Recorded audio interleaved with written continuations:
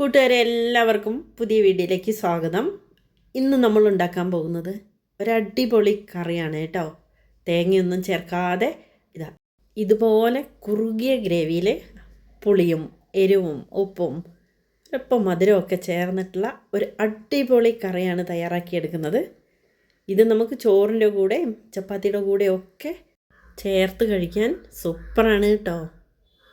പച്ചക്കറികളൊന്നും നമുക്ക് കറി വയ്ക്കാനില്ല എങ്കിൽ രണ്ട് ചേരുവകൾ വെച്ചതാ അടിപൊളിയായിട്ട് വീട്ടിലുള്ള കുറഞ്ഞ മസാലകൾ വെച്ച് ചോറിൻ്റെ കൂടെ സൂപ്പർ കറി തയ്യാറാക്കിയെടുക്കാം. എല്ലാവരും വീഡിയോ ഫുള്ളായിട്ടൊന്ന് കണ്ടു നോക്കൂ. കറി തയ്യാറാക്കാനായിട്ട് നമുക്ക് വേണ്ടത് ഇതുപോലെ വലിയ വെളുത്തുള്ളി കിട്ടില്ലേ, അത് വെച്ചിട്ടാണ് തയ്യാറാക്കുന്നത്. ഇങ്ങനെ വലിയ വെളുത്തുള്ളിക്ക് നമുക്ക് ചെറിയ വെളുത്തുള്ളിയുടെ അത്ര എരിവും അത്ര സ്മെല്ലൊന്നും ഉണ്ടാവില്ലല്ലോ. ഇതേപോലെ കറി വെച്ച് കഴിക്കൂ, അടിപൊളിയാണ്. നല്ല സോഫ്റ്റും ആയിരിക്കും, പെട്ടെന്ന് വെന്തും കിട്ടും വഴറ്റിയെടുക്കാൻ. വെളുത്തുള്ളിക്ക് ഒരുപാട് ഗുണങ്ങളുണ്ട്, അതൊന്നും ഞാനിപ്പോൾ പറയുന്നില്ല.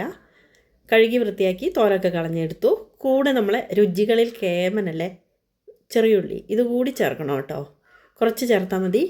ഈക്വലായിട്ട് വേണമെങ്കിലും അല്ലെങ്കിൽ ചെറിയുള്ളി കുറച്ച് കുറഞ്ഞിരുന്നാലും കുഴപ്പമില്ല. ഇനി നമുക്കൊരു പാൻ ചൂടാക്കി അതിലേക്ക് എണ്ണ ഒഴിച്ചു കൊടുക്കണം. നമ്മൾ ഉപയോഗിക്കുന്ന കുക്കിംഗ് ഓയിൽ ഏത് വേണമെങ്കിലും അതിലേക്ക് 2 വെളുത്തുള്ളി അല്ലിയും കുറച്ച് ചെറിയുള്ളിയും കൂടി ഇട്ട് ജസ്റ്റ് ഒന്ന് വഴറ്റി പിന്നെ നമുക്കിതിലേക്ക് പഴുത്ത തക്കാളിയാണ് ചേർത്ത് കൊടുക്കേണ്ടത്. ഒരു വലിയ തക്കാളി നന്നായിട്ടൊന്ന് കഴുകി വൃത്തിയാക്കി കട്ട് ചെയ്തിട്ട് വഴറ്റിയെടുത്തു കേട്ടോ. ചെറുതാണെങ്കിൽ 2 എണ്ണം വേണം. നല്ല പഴുത്തത് കിട്ടിയാൽ സൂപ്പറാണ്. നമുക്കിങ്ങനെ വഴറ്റിയിട്ട് ഗ്രേവി ആക്കിയാൽ കറി നല്ല രുചി കിട്ടും. അത്യാവശ്യം ഒന്ന് വഴറ്റി മിക്സിയുടെ ജാറിലേക്ക് ഇട്ടിട്ടൊന്ന് അടിച്ചെടുക്കട്ടെ. തണിഞ്ഞതിന് ശേഷം നമുക്ക് അടിച്ചെടുക്കാം. ഈ സമയം നമുക്കൊരു ചട്ടി അടുപ്പത്ത് വെച്ച് അതിലേക്ക് ഓയിൽ ഒഴിച്ചു കൊടുക്കാം. ഈ കറിക്ക് ഇത്തിരി എണ്ണ കൂടുതൽ വേണം കേട്ടോ. തേങ്ങയൊന്നും അധികം ചേർക്കുന്നില്ല, തേങ്ങയെ ചേർക്കണില്ല. അപ്പോൾ ഓയിലാണ് കൂടുതൽ വേണ്ടത്. ഓരോരോ ഇഷ്ടം പോലെ ചെയ്യാം. കുറച്ച് ഉലുവ ഇട്ടൊന്ന് പൊട്ടിച്ചു, കുറച്ച് കടുകും കൂടി ഇട്ടിട്ടൊന്ന് പൊട്ടിച്ചെടുത്തു. ജീരകത്തിൻ്റെ പൊടി ഇല്ലെങ്കിൽ നമ്മളിങ്ങനെ എണ്ണയിൽ പൊട്ടിച്ചെടുക്കുമ്പം 2 മണി നല്ല ജീരകം കൂടി ചേർക്കണം കേട്ടോ. ഞാൻ ജീരകപ്പൊടി ആഡ് ചെയ്യുന്നുണ്ട്, അതുകൊണ്ടാണ് ഇപ്പോൾ ജീരകം ചേർക്കാത്തത്. ഇനി നമുക്ക് നന്നാക്കി വെച്ചിട്ടുള്ള ചെറിയുള്ളി ചേർത്ത് കൊടുക്കാം. ചെറിയുള്ളി ഒന്ന് വഴറ്റിയെടുക്കണം. ഒരുപാടങ്ങ് വെന്ത് കലങ്ങി ബ്രൗൺ കളറായിട്ടൊന്നും പോകേണ്ട ആവശ്യമില്ല. ഒരു ചില്ല് പോലെ ആവില്ലേ വഴന്ന് വരുമ്പോൾ എണ്ണയിലിട്ടിട്ട്, അതുപോലെ നമുക്ക് ഈ ഉള്ളികൾ മൂപ്പിച്ചെടുത്താൽ മതി. അപ്പോൾ തന്നെ നന്നായിട്ട് വെന്തിട്ടുണ്ടാവും. പിന്നെ മസാലകളൊക്കെ ചേർത്ത് ഒന്നും കൂടി വേവിച്ചെടുത്താൽ മതി.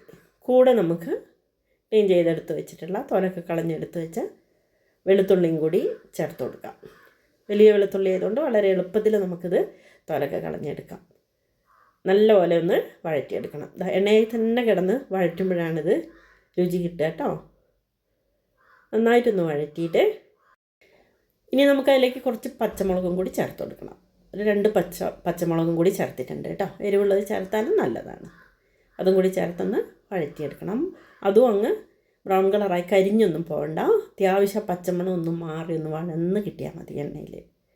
കൂട്ടുകാരെ എല്ലാവരും വീഡിയോ ലൈക്ക് ചെയ്ത് കാണണേ. സബ്സ്ക്രൈബ് ചെയ്യാത്തവർ ചെയ്യാൻ മറക്കല്ലേ. ബെല്ലൈക്കൺ കൂടി ഒന്ന് പ്രസ് ചെയ്യണം. കൂടെ ഹൈപ്പും കൂടി ചെയ്യാൻ മറന്നേക്കല്ലേ കേട്ടോ. അത്യാവശ്യം ഒന്ന് വഴന്നു വന്നിട്ടുണ്ട്. നല്ലപോലെ ഒന്ന് വഴന്നു. ഇത്രയൊക്കെ മതി, കൂടുതലങ്ങ് ബ്രൗൺ കളറാക്കണ്ടെന്ന് ഞാൻ പറഞ്ഞുല്ലോ.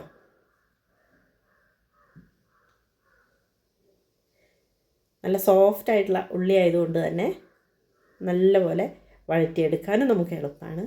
വെന്ത് കിട്ടാനും മസാല പിടിക്കാനും ഒക്കെ എളുപ്പമായിരിക്കും കേട്ടോ. ഇങ്ങനെ വഴന്നു കഴിഞ്ഞാൽ സിമ്മിലിട്ടിട്ട് നമുക്ക് നേരത്തെ അരച്ച് വെച്ചിട്ടില്ലേ, വഴറ്റി അരച്ച് വെച്ച ഈ തക്കാളി പേസ്റ്റും കൂടി ഇതിലേക്ക് ചേർത്ത് കൊടുക്കണം. വെറും തക്കാളി മാത്രം അരച്ചെടുത്താലും മതി കേട്ടോ. ഞാൻ കൂടെ ഒരു ടേസ്റ്റിനും ഒരു ഫ്ലേവറിനും കൂടി വേണ്ടിയിട്ടാണ് ഉള്ളി ചേർത്തത്. നമുക്കതൊന്ന് സിമ്മിലിട്ട് വഴറ്റിയെടുക്കാം. കുറച്ച് ഉപ്പ് കൂടി ചേർത്ത് കൊടുത്തിട്ടുണ്ടെങ്കിൽ നന്നായിട്ടൊന്ന് വഴറ്റിയെടുക്കാൻ എളുപ്പമാണ്. അതും കൂടി ചേർത്തു. ഒരു 1.5 സ്പൂൺ കാശ്മീരി ചില്ലി പൗഡറാണ് ഞാൻ ചേർത്തത് കേട്ടോ. കറിക്കൊരു കളറൊക്കെ കണ്ടില്ലേ, അത് കാശ്മീരി ചില്ലി പൗഡർ ചേർത്തത് കൊണ്ടാണ്.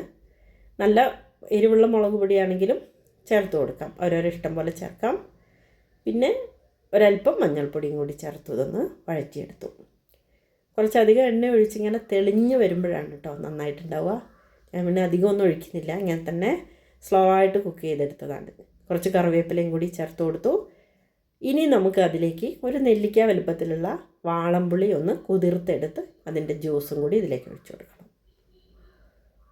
അതും കൂടി ഒഴിച്ചു കൊടുത്തൊന്ന് ഹൈ ഫ്ലെയിമിലിട്ടൊന്ന് മിക്സ് ചെയ്യാം കേട്ടോ. ഇനി നമുക്ക് വറുത്ത് പൊടിച്ച ജീരകത്തിൻ്റെ പൊടി ഒരു 1/4 സ്പൂൺ മതി, കൂടുതൽ വേണ്ട.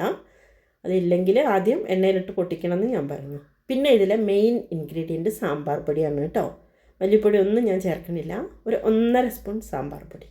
നമുക്ക് മാർക്കറ്റിൽ നിന്ന് പാക്കറ്റിലൊക്കെ കിട്ടുന്ന പൊടിയായാലും വീട്ടിൽ പൊടിച്ചതായാലും ഏതായാലും മതി. നല്ല ഫ്രഷ് ആയിരിക്കണമെന്നേ ഉള്ളൂ. അതും കൂടി ചേർത്തു നല്ലപോലെ ഒന്ന് വഴറ്റിയെടുക്കും. അതിലെ പച്ചമണങ്ങളെല്ലാം മാറട്ടെ. തക്കാളിയൊക്കെ അരച്ച് ചേർത്തതാണ്. വഴറ്റിയപ്പോഴും ശരിക്കൊന്നും പച്ചമണം മാറിയിട്ടുണ്ടാവില്ല. അതും കൂടി ചേർത്ത് കുറച്ച് വെള്ളവും കൂടി ഒഴിച്ചു കൊടുത്തു. ചൂടുവെള്ളം കൂടി ഒഴിച്ചു കൊടുത്ത് ഹൈ ഫ്ലെയിമിലിട്ട് നമുക്കിതൊന്ന് തിളപ്പിച്ചെടുക്കണം. തിളച്ച് വരുന്ന സമയത്ത് ഇതാ കണ്ടില്ലേ, എണ്ണ ഇങ്ങനെ തെളിഞ്ഞ് വരും കേട്ടോ. നല്ലപോലെ എണ്ണ ഇങ്ങനെ തെളിഞ്ഞ് വരണം. കറിയുടെ സ്വാദ് അതിലാണ്. അടി പിടിക്കാതെ വേണമെങ്കിലൊന്ന് ഇളക്കി കൊടുക്കണം. അപ്പോഴേക്കും കുറച്ചുകൂടി വേവാനുണ്ടാവുന്ന ഉള്ളികളൊക്കെ നന്നായിട്ടൊന്ന് വെന്ത് വന്നിട്ടുണ്ടാവും. അതിലേക്ക് ഉപ്പും മസാലയും എല്ലാം പിടിച്ചിട്ടുണ്ടാവും. ഒരല്പം ഉപ്പ് കുറവുണ്ടായിരുന്നു. ഈ സമയം നമുക്ക് പുളിയോ എരിവോ എന്തെങ്കിലും കുറവുണ്ടെങ്കിൽ അതൊക്കെ അവരവരെ ഇഷ്ടം പോലെ നോക്കിയിട്ട് ചേർത്ത് കൊടുത്ത് വീണ്ടും തിളപ്പിച്ച് അതിൻ്റെ പച്ചച്ചൊവ്വയൊക്കെ ഒന്ന് മാറ്റിയെടുക്കണം കേട്ടോ. നന്നായിട്ടൊന്ന് കുറുകി വെള്ളമെല്ലാം വറ്റി വന്നിട്ടുണ്ട്. വെള്ളക്കുറവുണ്ടെങ്കിൽ ചൂടുവെള്ളമാണ് ഇതിലേക്ക് ചേർത്ത് കൊടുക്കേണ്ടത്. ഇനി നമുക്ക് ഇത് ഓപ്ഷണലാണ്. ഇതെല്ലാം ബാലൻസ് ചെയ്യാനായിട്ട് ഒരു കുഞ്ഞ് കഷ്ണം ശർക്കര പൊടിച്ചതും കൂടി ചേർത്ത് കൊടുക്കാം. പുളിയും എരിവും ഒക്കെ കൂടുതൽ നിൽക്കുമ്പോൾ ഈ മധുരം കൂടി ചേർക്കുമ്പോൾ ഒരു നല്ലൊരു സ്വാദ് വരും കേട്ടോ.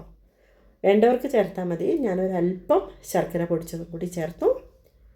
നന്നായിട്ടൊന്ന് ഇളക്കി വീണ്ടും അത് കുറുകി എല്ലാ ഗ്രേവിയിലേക്ക് പിടിപ്പിച്ചു. ഒന്ന് സ്ലോ ആയിട്ട് വേണം നമുക്കിതൊന്ന് കുക്ക് ചെയ്തെടുക്കാൻ. നന്നായിട്ട് എണ്ണയൊക്കെ തെളിഞ്ഞു, കറി കണ്ടില്ലേ, കുറുകി നല്ല ടേസ്റ്റി ആയിട്ട് വന്നിട്ടുണ്ട്. കാണുന്നുണ്ടോ? സിമ്മിലിട്ടിട്ടാണ് ഞാനത് ചെയ്യുന്നത് കേട്ടോ. അപ്പം നമ്മൾ തേങ്ങ അരച്ച കുറുകിയ പോലെ വന്നിട്ടില്ലേ, പ്രത്യേക ടേസ്റ്റാണ്. വേണമെന്നുള്ളവർക്ക് ഇതിലേക്ക് ഒരല്പം കുരുമുളക് പൊടിയും കൂടി ചേർത്ത് കൊടുക്കാം. എന്നിട്ട് നമുക്ക് സ്റ്റൗ ഓഫ് ചെയ്യാം. ഒരല്പസമയം വെച്ചിരുന്നാൽ കുറച്ച് പഴകിയാലാണ് ഇതിൻ്റെ ടേസ്റ്റ് കൂടുക കേട്ടോ. നല്ല